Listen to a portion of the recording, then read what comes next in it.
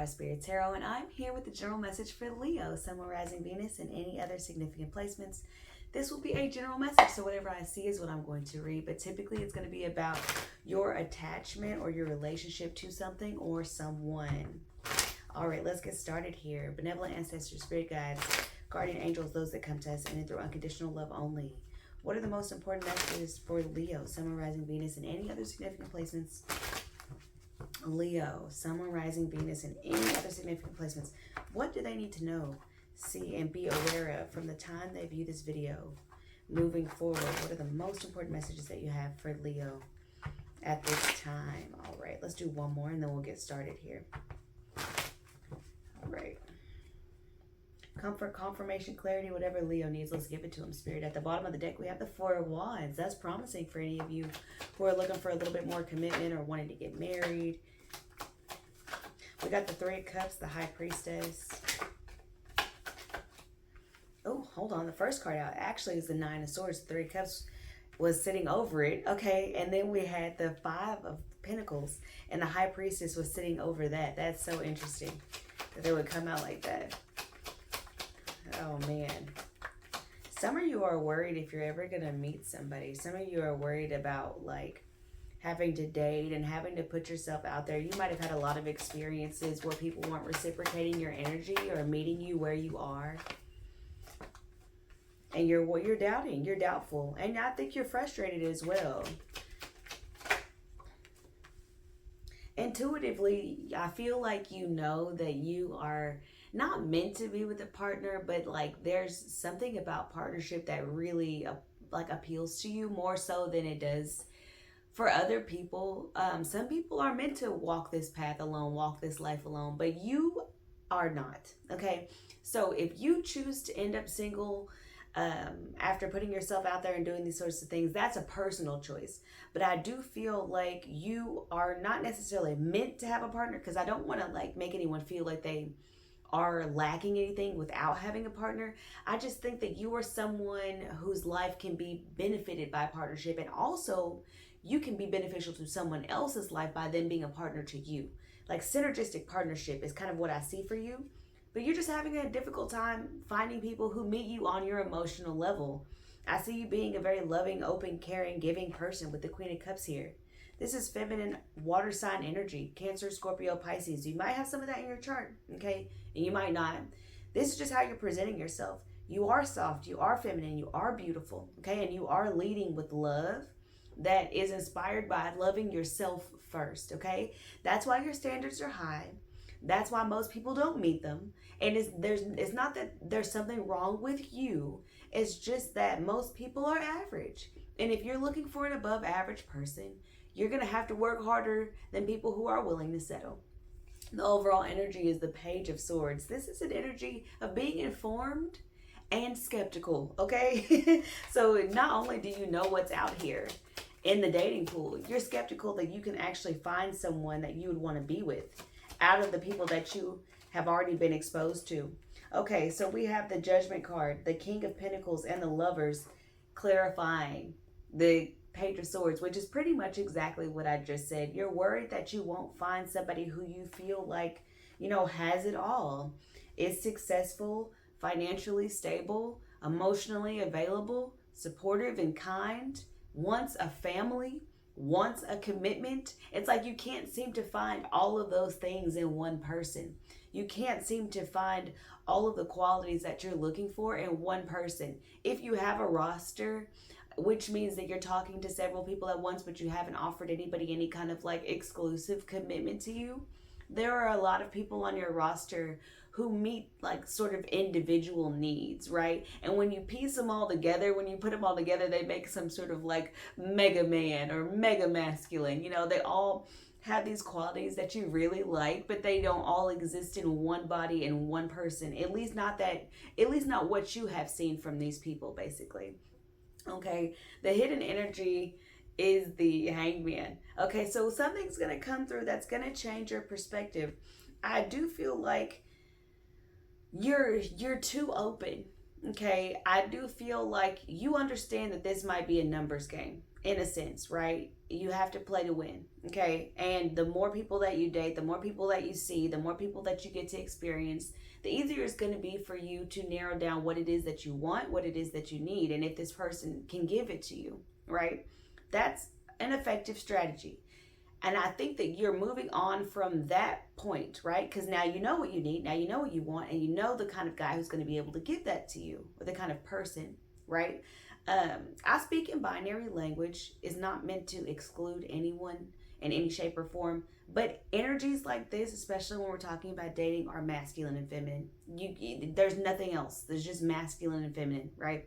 Um, Yin and yang kind of thing. So it's not about bodies, it's about energy, okay?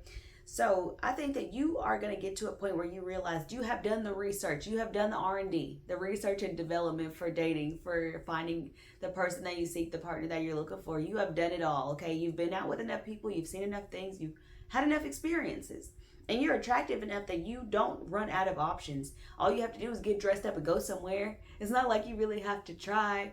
I mean, I know people are a little bit more timid to talk to people in person these days, so you might be dealing with that a little bit, but I don't think so. I don't think, especially you being a Leo, like, come on. Okay, anyway, moving on. You've done the R&D, okay? You've done the research and the development. You understand what men out there are like. Now you can adjust your standards to reflect reality without settling, right? Because now you understand, like, you can have all of the qualities that you are looking for in a person. You can.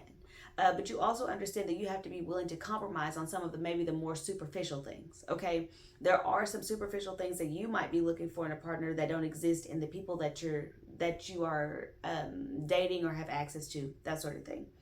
Also, I do feel like maybe, like I said earlier, your options are too open, okay?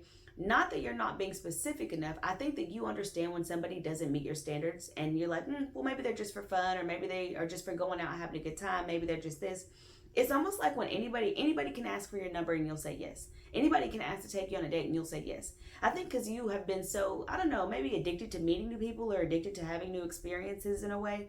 It's almost like you're keeping yourself too open. You're too available. I think you need to be a little bit more exclusive with who you even give your energy to, who you're going on dates with. Like I said, you've done all the research. Okay, that part of that part of this is done. So you've seen enough, you've done enough, you've experienced enough, you've talked to enough people to know what the average guy's like, right? Or the average person is like that you are attracted to, that you want to date. You have the information that you need to move forward. The thing that makes you skeptical is that I think you're afraid of choosing wrong.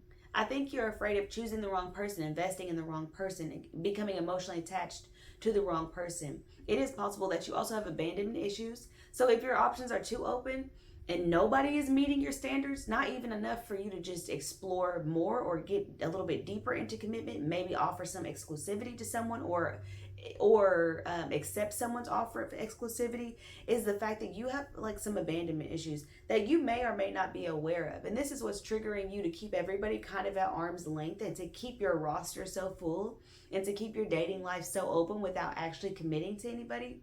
I think sometimes you might think, like I said, like nobody's going to meet your standard, but at some point it's not about settling. It's about acknowledging when you might be using your standards as a way to remain emotionally unavailable. Okay, I think some of us get so into this self-love journey that we can't really see ourselves offering ourselves to a partner in the same way, and in the same way and in the same fullness as we have before, because we understand how good it feels to not have to deal with that, to not have that kind of emotional chaos, or I don't know, that kind of emotional liability that comes with being in a relationship with someone, right? Because they could ruin your whole mood, your whole day, just with a text message, just by getting caught up in something, just by lying about something. It could be big, it could be small, you don't know. And that's what I think that you're really avoiding, honestly. I think you're avoiding genuine, emotional, human connection with men that you actually, or with people or masculines that you actually are interested in, simply because you're afraid of getting too attached to the wrong person, making the wrong choice. Maybe you feel like you've chosen wrong before, but those people were placed in your life for a specific reason. You were attracted to them for a specific reason. You entertained them for a specific reason. Now, whether that was fate or destiny, I don't know, but I do know it's patterning, it's conditioning. It's the way that you were raised to believe that you deserve love and how it should show up in your life. And now I feel like because you love yourself so much, because you've been able to fill your own cup and you've given yourself so much, that you are no longer in that place of like needing someone else to fulfill that for you, to validate that for you. So now everybody probably feels a little bit useless. Now everybody feels kind of like, well, I don't really need him. I don't really like him like that. I don't really have to give him the time of day or give them the energy that I would normally give somebody because I'm happy on my own. If you want a partnership, you can have one, but you have to be willing to emotionally invest specifically into one or two of the connections that you really think could actually go somewhere. And how do you know that? Those are the ones that probably scare you the most, right? They might be what you consider maybe a little bit out of your league or something. I don't think anybody's out of your league, but you might have that in your brain that somebody's out of your league or somebody is too successful or too good or too good to be true, that sort of thing. What I want you to do is, if you are really intentional about finding a partner, about finding a mate, about not settling down. I mean, not settling, but maybe settling down, and going all in on somebody, right? They could be an earth sign. You could already know who I'm talking about. There could be a particular masculine, Capricorn, Virgo, or Taurus that you are actually interested in. They may have that in their chart if you don't actually know what their sign is. It doesn't matter. There may actually already be somebody in your energy, in your periphery, in your roster who you actually want to invest more in.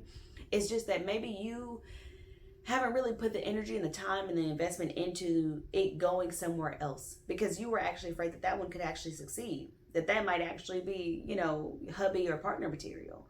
And I think it scares you more than you let on. I think it's because you are worried that you might choose somebody that you like more than they like you.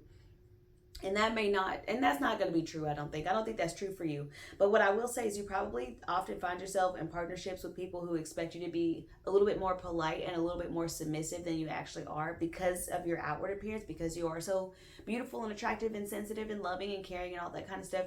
They almost expect you to be more of a trophy than like a real person. And maybe that's what you're afraid of. Maybe you're afraid that if you give the person that you're really interested in a real chance, they're going to treat you like how all the other people have treated you in the past. Like you're an accessory, like you're a trophy, like they don't actually want to get to know you, like they don't actually want to see you for who you are. Now, I won't say that you need to ascribe that to this person. You don't need to, project that onto this person. Give them an opportunity to show you what they're really about. And if they're disappointing, they're disappointing. It is what it is. But at least you know that you have the emotional availability to be exclusive with somebody or offer some level of commitment with somebody, because that's what you need to do to prove to yourself that you're actually serious about finding a partner. Okay, so let's clarify the High Priestess here. Yeah, you're afraid of somebody walking out on you. You're afraid of having emotional conflict. You're afraid of there being drama or competition, other people being around. You're afraid that you're going to find out something about somebody that you didn't really want to know that's going to change how you see them forever. That's why you keep people at arm's length. That's another reason why you keep people at arm's length. Not only to protect your own self and your own heart and your own love, but also so nobody disappoints you, right? You don't want to be involved in no drama, no chaos, no baby mama, no baby daddy, no none of that.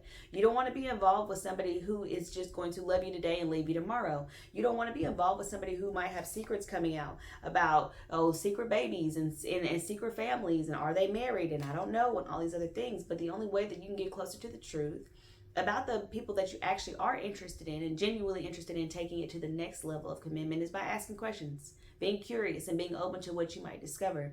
Yes, people are disappointing sometimes. I get that. I understand that. And that might be replaying in your mind, but people are such a disappointment, or people always let me down, that sort of thing. Like as soon as I get to know them, that's when it all falls apart. So I just won't get to know anybody. But that's counterintuitive, isn't it? It is. Because how are you ever going to know if somebody's like your person if you don't really open up to them on that level? You have to be willing to take that risk. That, having a synergistic partnership, somebody who can help you grow, somebody who loves you for you and appreciates you for who you are, those things are exceedingly rare, okay? So you have to understand that the risk that comes with that kind of reward is going to be great. It's going to ask you to sacrifice all of these defense mechanisms that you've put in place to keep out the wrong people, because they're doing their job. But you might be filtering out people who aren't necessarily the wrong people. You just haven't actually opened up to them to give them a chance. Now, am I saying that everybody that you're attracted to and everybody that you feel a spark with, that everybody that you go on a date with is going to be the one? That's not what I'm saying. What I'm saying is I think that intuitively you know who you feel more drawn to than others. And those are typically the kind of people that you might maybe even keep more distance from them, right? You might keep them even more at arm's length than you keep other people at, because you think that there is something that could happen between you and this person. Like I said, you might have a specific person in mind while I'm saying this, and you might not. You might go on to meet this person, and Spirit is just wanting you to be open when that opportunity comes. Okay, let's clarify the Nine of Swords. What's on your mind? What's bugging you out here? The two, because you do have to move forward. Are you ever going to move forward with somebody? Is anybody ever going to claim you? Are you ever going to be in a relationship? Absolutely, yes. But you're carrying some baggage with this Ten of Wands here at the bottom of the deck, hidden energy. You're carrying some baggage that you need to let go of. Okay, clarity is coming through in the sense of you have to choose. You have to make a choice. What you're trying to do is stay in the in-between. You're trying to have this roster full of people, or just keep your options open so you never really fully have to commit. Because once you make that choice, there's no going back. And you know that for you. Once you emotionally attach to somebody, once you emotionally invest, there's no going back. Things will never be the same. And that's the fear that you have to overcome. You're overthinking it. You're making it too complicated than it actually has to be. Okay? Do you want this? Yes or no? How badly do you want it? And what are you willing to do to get it? That's really all that matters when it comes down to love. That's all that really matters when it comes to partnership. Queen of Cups for Leo. Can we please clarify this Queen of Cups? Oh my goodness. What was I talking about? What was I talking about? We have the Five of Swords, the Wheel of Fortune, and the Queen of Pentacles with the Page of Pentacles at the bottom of the deck. And who else do we have over here? The King of Pentacles. See what I'm talking about? There's somebody out there who's already in your energy who would make a great partner for you, okay? I think your insecurities are that you don't meet their standard. I think that you're worried that you're not good enough for them. I think you might be dealing with somebody who you might think is out of your league. They're not. They're not. Those are just those insecurities, those fears, those doubts, trying to claim you and control you and keep you single for the rest of your life when that's not actually what you want. Okay, so let's make choices based on the things that we desire. You are also worried that you're going to just keep running into these people who don't really have anything to offer you, who can't offer you more than just, a good morning and good night text message. That is not the situation that you're in. Someone is coming into your life, okay, and you're going to be skeptical of them. You're going to be doing your research on them. You're going to be looking them up. You're going to be trying to figure out, suss them out, what's going on. Maybe taking a kind of roundabout approach to getting to know this person before you actually say, okay, we can move forward, we can have a conversation, right? You might have your eye on this person. They might have their eye on you. This is somebody who's already in your energy or will be very, very soon from the time you see this video. And this person is going to be serious. They're going to be about business, okay? And they're going to see you as wifey or partner type. And you have to be willing to say, I am that person.